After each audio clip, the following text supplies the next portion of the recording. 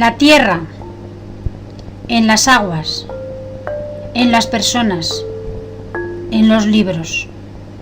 Descansan los recuerdos y las historias, entre ellas las de Baracaldo. Su nombre aparece escrito en 1051 en una carta de donación.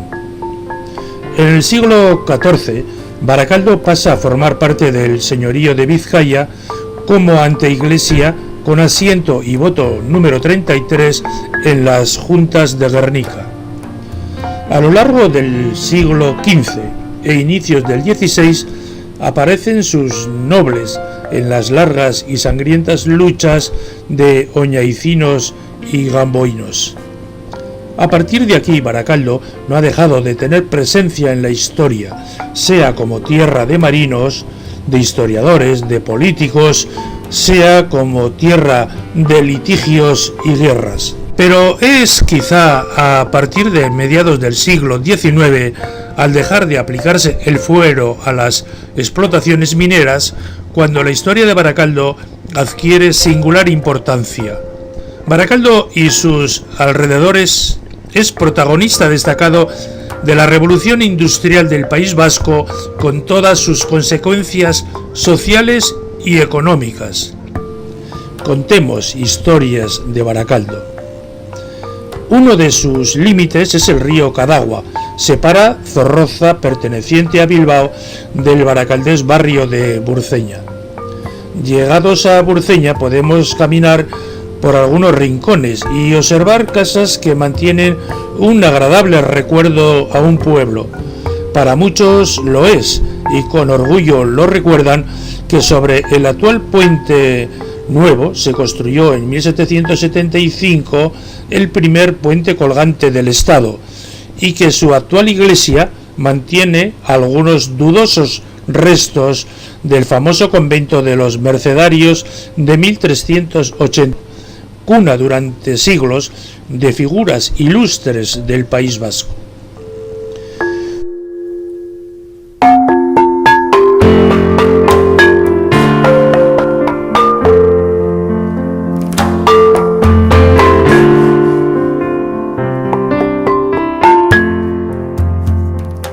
Si seguimos el Cadagua, nos encontramos con el barrio de Zubileta, donde se conservan algunas tierras de cultivo del famoso chacolí de nuestro pueblo, y restos de la Casa Torre, que dio nombre al lugar, la Casa Torre de Zubileta.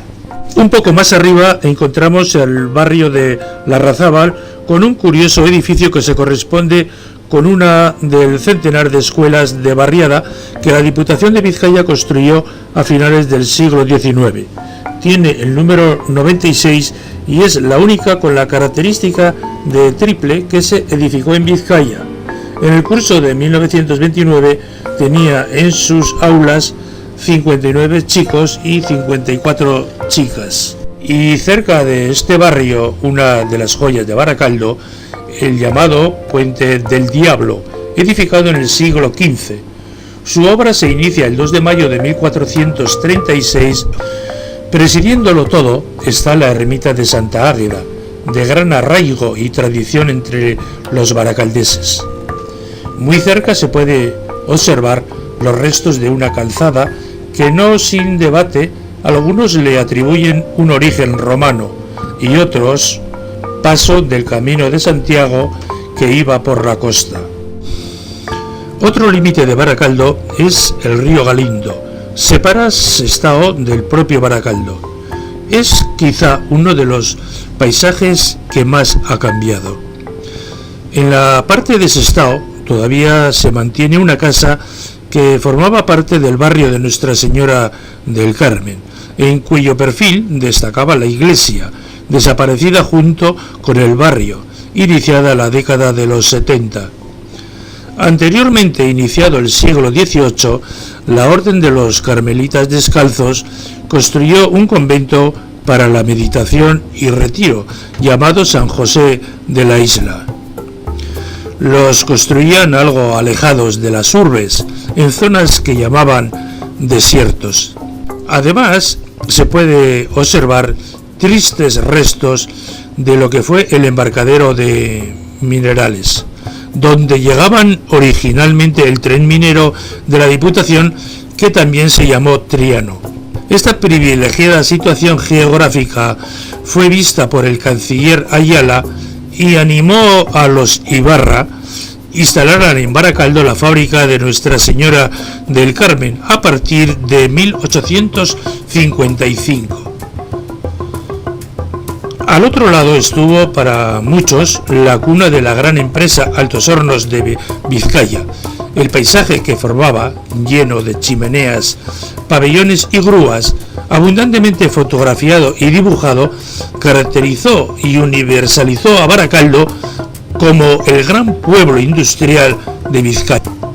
Entremos en Baracaldo y hagámoslo tomando el popular gasolino. Se entra por la dársena de Portu, que la fábrica de Altos Hornos tenía para cargar y descargar el material. No hace muchos años era habitual encontrarlo lleno de barcos, incluso en espera. Se cargaba acero y se descargaba. Hoy los barcos no se detienen y pasan de largo. Siguiendo por el muelle en dirección a Luchana, nos encontramos con la que fue una gran zona de carga del mineral de hierro, extraído de varias empresas mineras.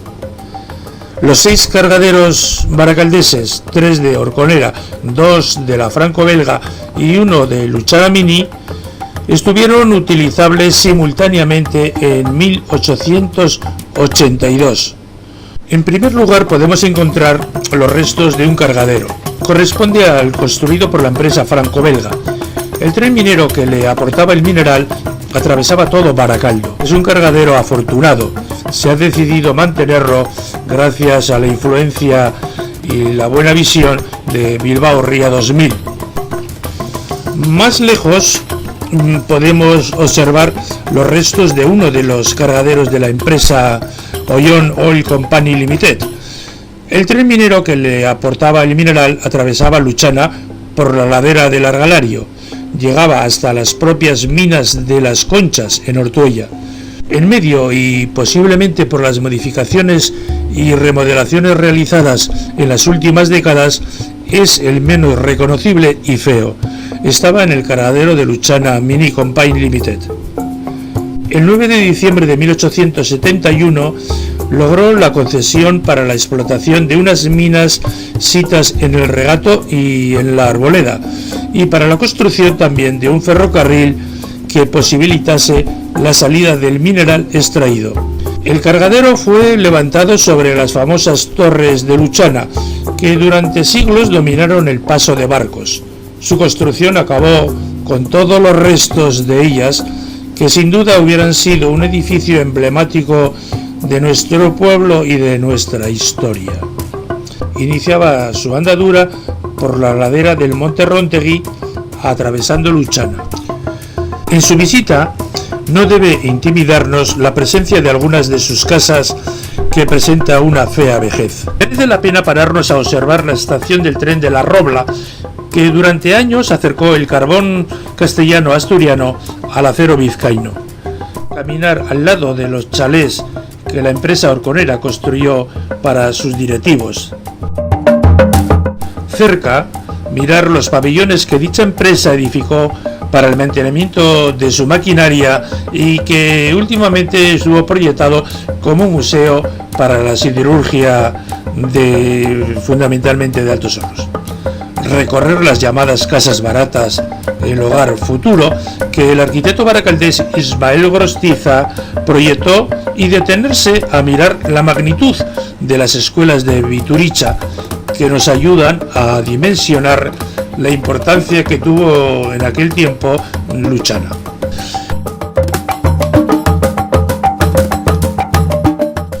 Hacía pocos años que los terrenos de la margen izquierda de la ría en esta zona eran todavía fértiles vegas. La Punta, Requeta, Ratabarría, Burceña, de tierras cuidadosamente cultivadas, ganadas al agua y la marisma. Tiene un nombre además muy simpático, que yo siempre lo digo, este no es el caserío Monto o el caserío Barrea, este es el caserío Monto. Y esa palabra del caserío Monto viene porque antes la gente no se divertía nada más que los domingos, pues iba a misa, iba al concejo, allí se reunían todos los del pueblo, que tengo mejores buis, que mi hijo levanta más que tú, y un día probando en la plaza de Gorostiza en Retuerto, probando un caballo que andaban medio a montar todos encima de ellos, todos los tiraba, y resulta que el abuelo de mi mujer decía, ese caballo le monto yo y no me tira, y le decían los demás, pues súbete al caballo y móntate a ver. Se subió y no le tiró, y desde entonces le pusieron el nombre de Monto. Vino, hizo aquí el caserío y se puso el caserío de Monto. Esto además de Monto, aquí se llama Calero, que mucha gente no lo sabe. Aquí había un calero y entonces por eso tenía el nombre ese de Calero. Un río precioso, era un río truchero, de cangrejos, de anguilas, nutrias. La fuente de Igulis no la tenía que haber enterrado. La fuente de Igulis tenían que haber hecho una tubería y haberla sacado aquí, el agua que aquella fuente producía. Es una pena enterrar aquello. Yo solo he visto en casi 50 años que voy a hacer, que ando por estas zonas, solo la he visto una vez descubierta de que se vació el pantano. Pero aquella fuente, a las autoridades había que castigarlas por haber hecho aquello que hicieron, que fácil se podía haber cogido el agua con una tubería y haberla traído hacia abajo, ¿no? Para tener aquí la fuente de Igules, que era un agua riquísima para beber. Luego estaba el molino, luego estaba el río con todas sus curvas, una cantidad de árboles, alisas, castaños, robles, nogales a la orilla de eso, y el ruido, las cascadas pequeñas que había, los pozos donde la gente se venía aquí a bañar a estas charcas, que lo conocen las rastras que le llamaban, y así, bueno, todos a fuentes, riachuelitos chiquines que tenía, que había una cantidad de cangrejos que era la órdiga. Eso se ha estropeado mucho. El pantano habrá hecho su servicio, pero todas las cosas modernas cobran su tributo.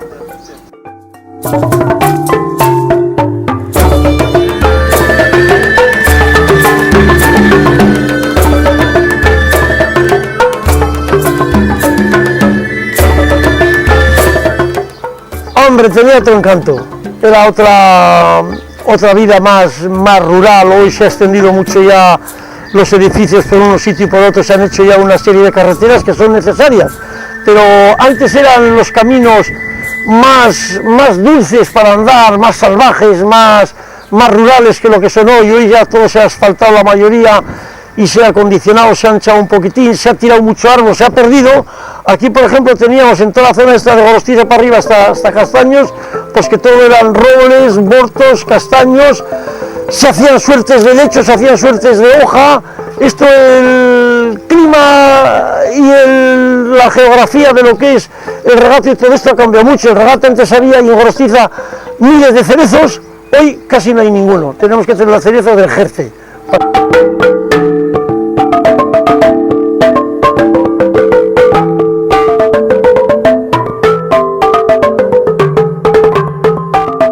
En el barrio de Aranguren había unas casitas, había una casa torre muy simpática, y luego había un sitio donde hacían los gorostizas el pan.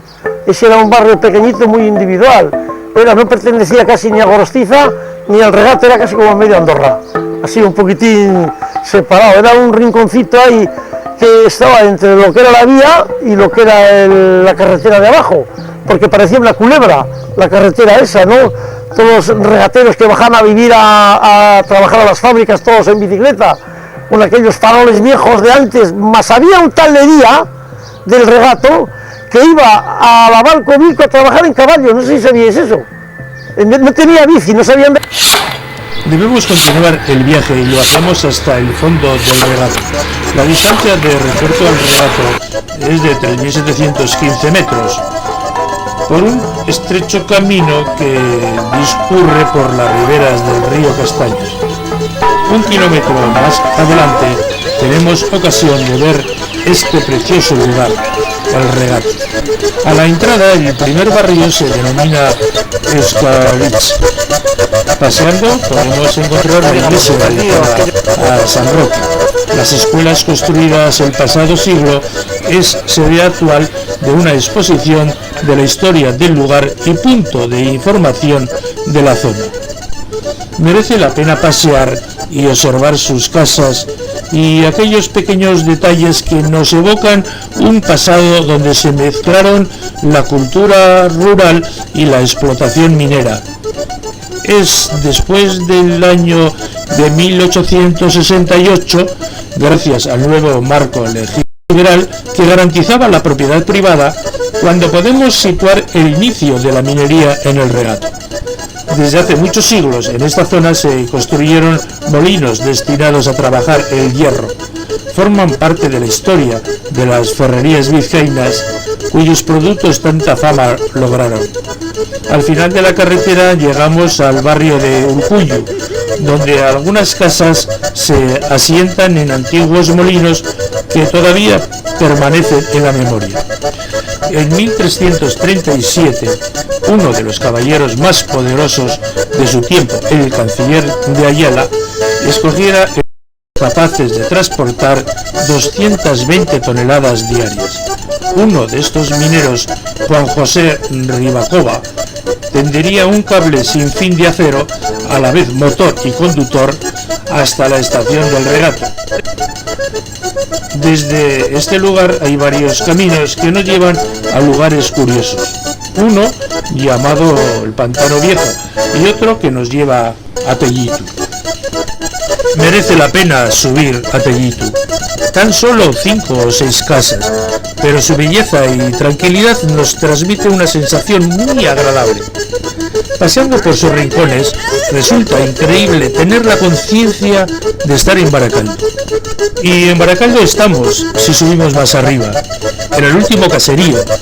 Ni agua, ni electricidad, ni camino para subir en coche. Mantiene tradiciones con la confección de prendas de lana, lana que ella misma y sus parientes esquilan de las ovejas de su rebaño. Resulta agradable conversar con Justina Bringas. Pues me llamo Justina Bringas, soy nacida en el regato. Del regato pues me subí aquí, me casé, mi marido era de Tellitu, se llamaba Isidro Montalbán. Porque le voy a decir, siempre toda mi vida he andado cuidando ganados, claro. Tenía... ¿Cuántos años llevo aquí en el...? Pues aquí llevo 50 y... ya no sé si son 53 o 54, no sé. Sí, así.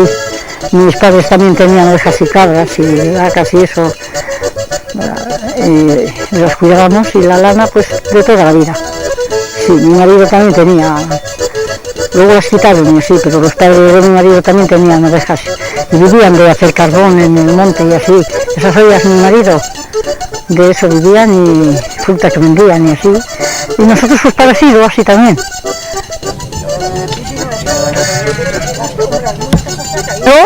San Cosme, Santa Lucía, allá arriba de Llorio, andando, andando del regato con alpargatas. Y andando volvíamos con nuestra maleta, la Magdalena, San Bernabé, San Pedro, esas así, no sabíamos más.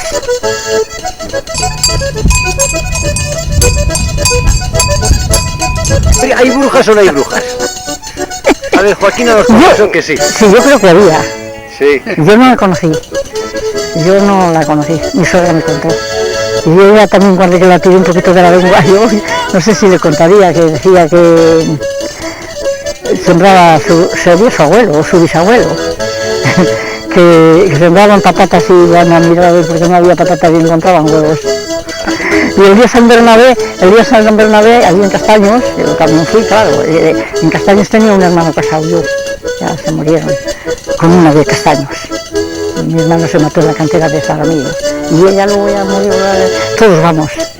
Y el otro día le tiré un poco, y digo, oye Joaquina, ¿y es verdad esto? Porque yo lo oí. Y ella dentro de la visa, pues claro que era verdad. Digo, ¿y quién era la que mató? Porque mi suegra me contó, mi suegra no era de Tellitu, pero los hijos y eso sí, me contó a mí, y dice una no se puede decir pecados. Dice, si le había dado yo un melocotón que tenían de fruta y así mucho, toma majo, come este melocotón. Los melocotones de esos eran muy buenos. Y dice, y otros días no me dicen que se ha muerto, como mismo era, y el nieto que murió, que la cogió del pecho y que le dijo, te mato, recoño. Y entonces ya al morir, no sé, y aquel árbol se secó. Dejamos este apacible rincón y continuamos por la antigua base de las vías del tren. Su recorrido dibujaba una gran curva en la zona y así acababa el primer tramo. Un lugar que equivoca, donde ahora todo es silencio, se levantaron todo un gran conglomerado de edificaciones. Así la antigua estación, desgraciadamente quemada en la década de los 80. Cocheras para locomotoras, construcciones para carga y descarga del mineral, cerca de 6 hornos de calcinación, además de varios lavaderos de mineral. Solo nos quedan restos tan degradados que resulta difícil el movimiento que ese pequeño rincón pudo tener antes. A partir de aquí el tren tenía un gran reto, salvar el desnivel de más de 200 metros para en pocos kilómetros alcanzar las minas de Las Manuelas y La Lejana, situadas en terrenos de la Arboleda. El primero llegaba a la zona llamada Las Julianas. Por los restos que se mantienen en pie, se puede deducir que fue un lugar de gran movimiento. Grandes cargaderos y depósitos avalan la afirmación. Desde ese lugar partía otro segundo plano inclinado, con un trazado que llegaba a Arnábal. Caminando nos podemos encontrar con grandes canteras, restos de planos inclinados y cargaderos. Lo que resulta verdaderamente difícil es encontrar los restos de un barrio que allí existió llamado Arnábal. Incluso para ubicar exactamente su emplazamiento, tenemos que recurrir a personas del lugar para que nos describan dicho barrio.